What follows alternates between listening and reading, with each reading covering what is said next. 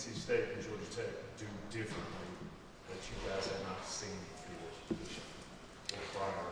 Really, the two approaches were very different. I don't think they were very similar with regards to like NC State. I mean, they dropped 8 a lot, and then when they didn't do that, they pressured. So it was really you were getting two things at NC State, which I don't think we didn't expect. I mean, it's what they have done. Thought we would get a steadier diet of drop 8 because of how effectively we throw the football and how Drake is. So the game for us really came down to just we needed to be more patient at all our positions with what we do when they drop 8. Because when you drop 8, it's harder to get the ball down the field, which we like to do. And I really likened it to the Boston College game that we had early on in the season in 2020, where Boston College at that point really ran their defense the way they ran their defense, but they played everything a little bit softer, and they kept everything in front of them. And we had come off a year where it's bombs away every year, I guess, but we had come off a year where we were really, really successful throwing the ball down the field, and we start the season early on in this COVID deal, and it was evident that they were going to keep everything in front of them and not give up the big explosive plays, and that's really what NC State did. We had 89 plays for lesser yards, and you knew that was going to happen because of how they play it. So our scoring drives were 14, 15, 12. They were drives where we had to manufacture a number of plays, different ways to get the ball out or to run the football or to do some things with Drake, and they make you earn it. It's a smart way to play us at times. You had a mix of making us earn it and then pressuring Drake and trying to force him to get the ball out quick. And, there were some drives, our successful drives. I thought we did a great job of being patient. And on the drives where we didn't, I thought we weren't patient. We forced the ball, or we didn't adjust our route the way we needed to, or we didn't, hit the run where we needed to. We were a little inconsistent, and you need to be consistent and you need to be efficient against these teams. Patience, I probably circled that word every day game planning last week. You just saw it over and over and over, and it just needed to be something that we were going to do on a regular basis for 4 quarters, and that was kind of up and down. And in a nutshell, that was really what made us inconsistent. On Friday night was not just being patient and taking what they give us. You look at the drives where we put 10 plus plays together and had a nice drive and got down in the red zone, were able to score. That's the way you wanted to play the whole game. And we just need to do that more. And I wouldn't be surprised if we get some of that from Clemson. I wouldn't be surprised if we see that more in the future, because it's a way to maybe minimize explosive plays.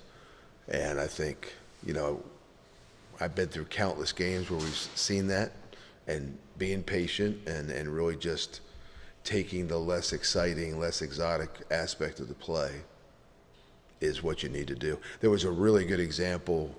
We were in trips to the left later on in the game, and Josh Downs is wide open on a deep ball, but the deep route that he ran broke open later. And there was a really quick hitch to J.J. Jones underneath, and Drake ripped it out there, and we caught it for 5, and I think we completed it. He got tackled at 13. And that's a great example. That play, in a nutshell, is what this game is about.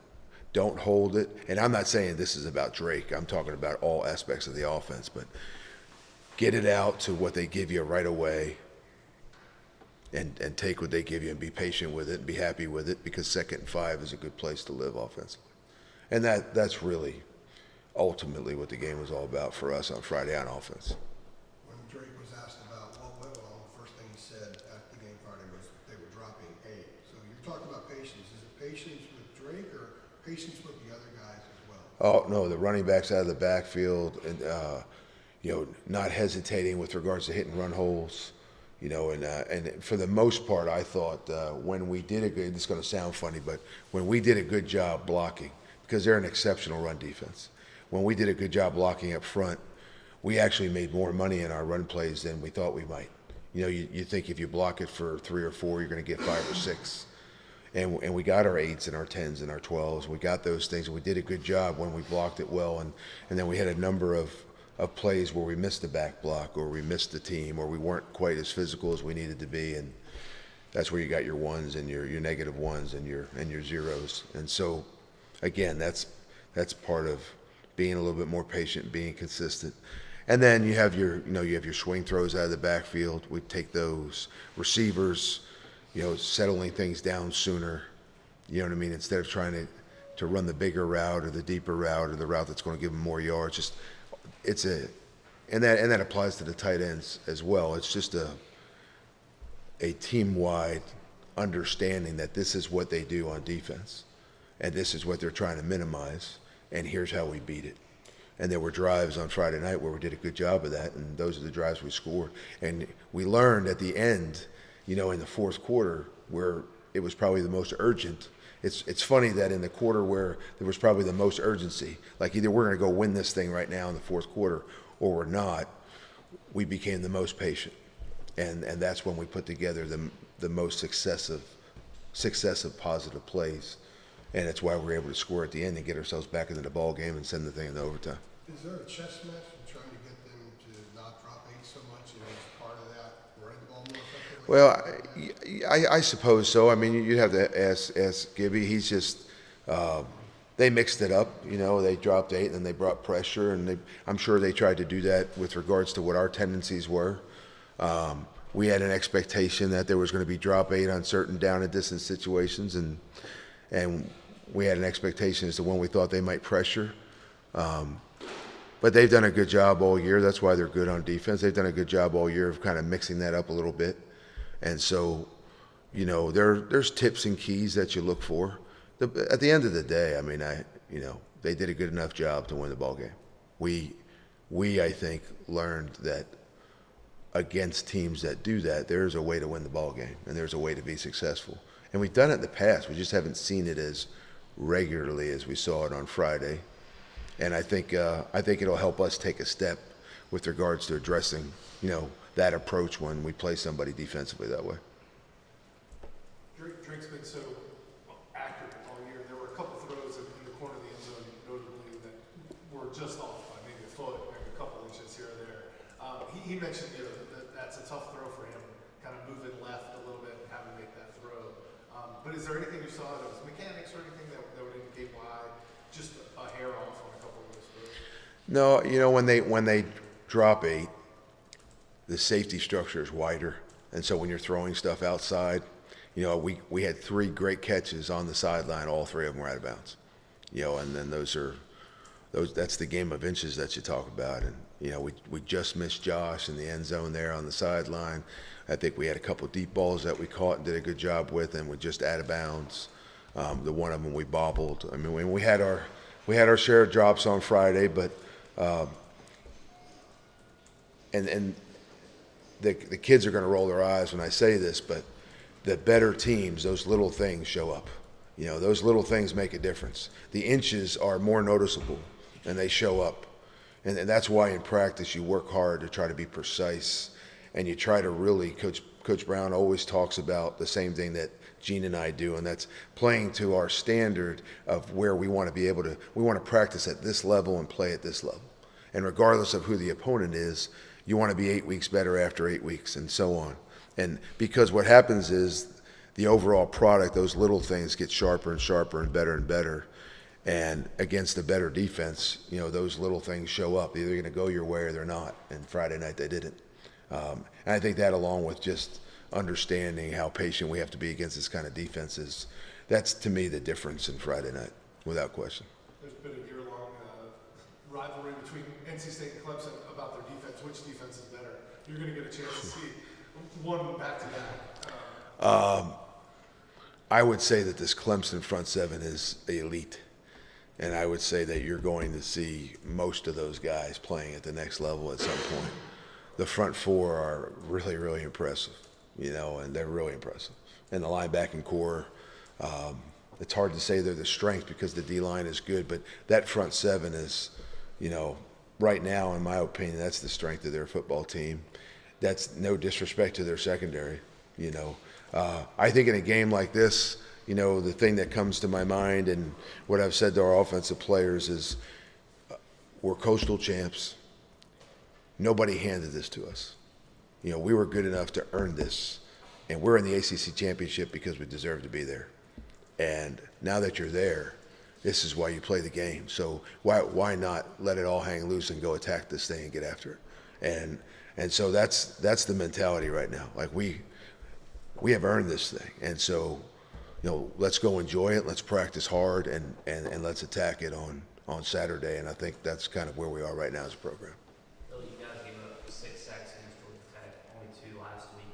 But in the 2 losses, what did you think of pass protection and how you guys performed, especially considering the defensive front you're about to play? I was very happy with the pass protection Friday night. I mean, we threw the ball 49 times. We gave up 2 sacks. There were very few rushes and hurries, and Drake got hit very little. And some of that, they're helping you with the drop 8. But on the flip side of it, the other half of the game, they were pressuring the heck out of us and bringing a lot of people, and so we had to handle that. So from a protection standpoint, we are just so much better than we've been in the past in terms of keeping the middle of the pocket firm and creating more width. A lot of these scramble yards and run yards and draw yardage that we have with Drake is a product of having a firmer pocket there. And I think I don't know that we throw the ball with the success we have if we're not protecting the way we're protecting. You always want it to be better. We have our individual one-on-one matchups that we're constantly trying to get better from a technique standpoint. And, when they have good one-on-one matchups, you want to find a way to get those guys help, and so you protect it some different ways, or you help them with a back or a tight end. But overall, I think that's been the most improved area of this team this year. I would like to be more physical in the run game. I know Coach Bicknell would like to be more physical in the run game at times. And I do like the development of Elijah Green. I like what he brings to our offense from a speed standpoint. And there is some intention of adding and utilizing some of the other backs. It's just when Elijah's on a roll, we let him roll unless he's tired. And I think, you may see a little bit more of O'Marion on Saturday against Clemson. How much is having a back like Elijah who gets through those so quickly kind of help the offensive line look a little bit better with the run blocking? Because with a guy that gets through so quickly, you don't need to hold him as long, and you don't need to have as big a hole. So how does Elijah help the other line with that? It's the speed. I mean, Elijah's deal. One, he's very decisive. Okay, he does not spend a lot of time in the offensive backfield. 2, he's getting better and better, and it's what you see when you utilize a running back more and more. As the more Michael Carter and Javonte touched the football, the better they got dealing with an initial engager. And now you're starting to see that with Elijah because of the amount of times that he carries the football in a game. So he's getting better and better at dealing with, the first engager in a run play, whether that's behind the line of scrimmage. They engaged him at 2 yards on a counter play that we missed a back block on, and he bounced it outside and turned it into a 1-yard gain. And that was all about his ability. But the decisiveness is what I like the most in terms of he doesn't need a very big hole. That crease just has to open for a little bit, and he hits it, and he has the speed to hit it. He does a really good job when, first impact, he does a really good job there. Rarely is he tackled by the first engager, and I think, of course, anytime he's able to break the line of scrimmage and he's not greeted at 4 or 5, he's always a threat to go because he has elite speed. So, your downhill is the fastest way to beat the line of scrimmage is to be north-south. You have the speed to do it, and you have the speed to take it the distance when, they misfit a gap or we get somebody blocked at the second level. I don't know that's not what we're looking for every time we recruit a running back. You want a guy that's downhill, that's physical, and has tremendous speed, and he has all 3 of those. And, his weakness was pass protection and catching the ball. It was the passing aspect of his play, and now he's a very good pass protector. And knock on wood, but I don't think he's dropped a pass in a game this year. If he has, I don't remember it. So his decisiveness makes a guy who's already quick and No, there's no question.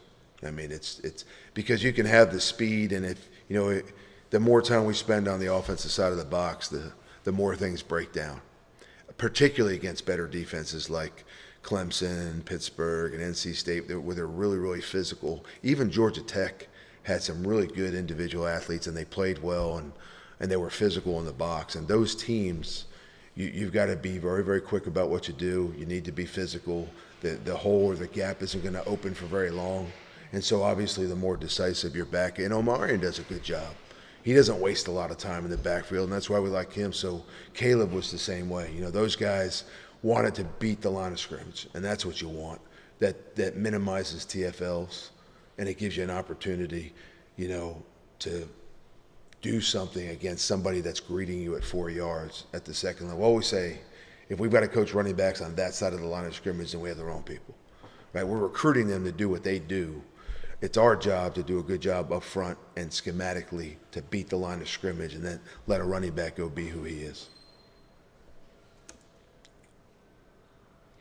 You guys good? I got one more, Phil. Yes, sir. Drake design runs against NC State, really not a tons of success there where he was able to sort of wing it a little bit. He had some success. Were the design runs something y'all saw that maybe he could have some success against NC State's front? So we have some design runs. We also have, you know, as I've said before, we have some pass plays that we know there's just a natural, automatic opportunity to scramble. And we talk about those when you install the pass play, you know, and so, like I've said, you know, when you run mesh, there's a lot of people in the middle of the field. There's not natural screen lane or scramble lanes for a quarterback there because you're really inviting the population over the middle of the field. There's others where you're spraying some people and, you know, guys are getting out. And I think it's very advantageous to teach your guys when they really have a legitimate scramble on a play or not. And that way we're not holding the ball in the pocket and endangering him. They did do a good job of squeezing some of those holes, and I thought, you know, in drop 8, we felt like, hey, you know what, we're going to be able to take off, slide for 5, and get up and, you know, and have to go execute on 2nd down and 5. And I don't know that we expected our draws to be, or the quarterback runs to be as explosive in Friday night's game as they have, you know, in some other games where, you know, defenses are employing something differently. Good? Thanks, Phil. All right, see you Saturday. Thank you, fellas.